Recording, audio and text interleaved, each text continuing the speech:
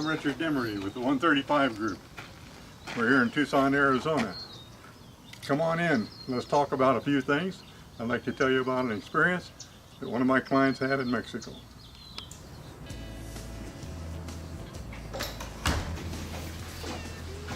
Hello.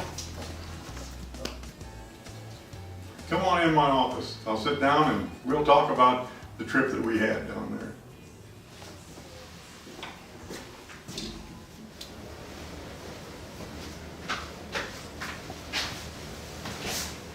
My client's name was Tom. He was in the construction business. He had been working very hard for a long time and had accumulated a very profitable company, to the point that he had a home down in Mexico because he loved to fish, and I love to fish too. So he has a 210 Cessna, and he flew it down to Mexico, and we were having a great time fishing and having just a very relaxing time. One of his friends had an Aero Commander, a twin-engine airplane. So airplane talk, single engine, multi-engine. Let's take the multi-engine airplane and let's run down to Guadalajara and have a lunch. I wasn't invited on the trip. I was hoped that I had. I would have been, but I wasn't. So Tommy and his friend got in the Aero Commander and took off. Well, Tommy was excited to be flying a nice twin-engine airplane in the beautiful Mexico. And as they were going along, Tommy told me later on about the story, what happened. Told me that he was kind of watching the fuel gauges and didn't really understand the airplane because it was new to him, and certainly he hadn't flown a twin-engine airplane. So he was taking it all in kind of from a student standpoint. But he noticed that the tanks were bouncing, and that was kind of bothering him.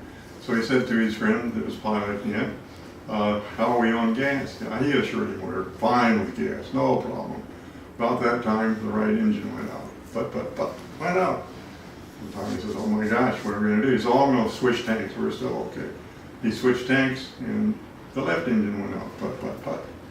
And so then what do? Well, only thing you can do is land in a field.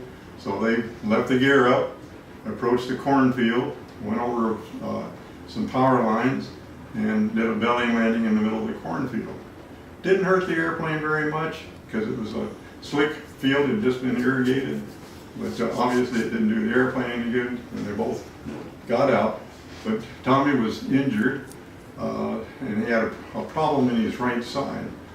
So pretty soon, here comes the cops, and here comes an ambulance, and they say, we think we need to see you're bleeding. You probably need, and you're coughing now and coughing up a little blood. You really need to get into town. So they took him into the nearest town, and of course they put him in jail.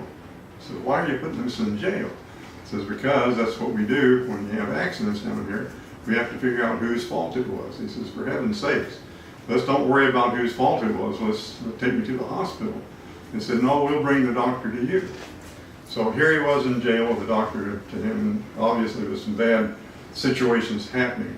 Luckily, he was able to call his manager, and his manager said, you know, the way we get this done, and Tommy knew that too at this point, is you offer them money to cover the cost of what you may have damaged. So they made an offer to him, to the owner, of $10,000. Well, they didn't have $10,000 on them, so they used their American Express card. So they got that, and they took him over to the hospital. The doctor looked at him and said, you're really bleeding. We're going to get the bleeding stopped. You've got a punctured lung. So we're going to get the bleeding stopped, and we'll send you back on an airliner. Well, he got to went right straight to the airport, got a flight up to Tucson or Phoenix, I don't even remember which it was, but the nearest hospital that he could go to, and boarded the plane, and they said, no, you can't, with your visa, you can't get on, because your visa says you came here in a car. Where's the car? And he said, the car is sitting back in San Carlos, a long way from here, and I can't even go back to that because I'm bleeding, I need to get to a hospital. Well, again, I don't know how it came out, but with some amount of money changing hands, he was able to get up to the hospital. He had a punctured lung, and they repaired it, and he did recover. All of that could have been provided, at that time, probably couldn't have been helped too much, but in this day and age, all that could have been prevented by having a travel policy, having a lawyer on the policy, and having an air ambulance service. All of that could have been avoided. I hate to think in this day and age of somebody traveling to Mexico without taking the proper precautions to buy the proper medical insurance, travel insurance, etc., to get back in that kind of a situation. We have been working in Mexico for many, many, many years.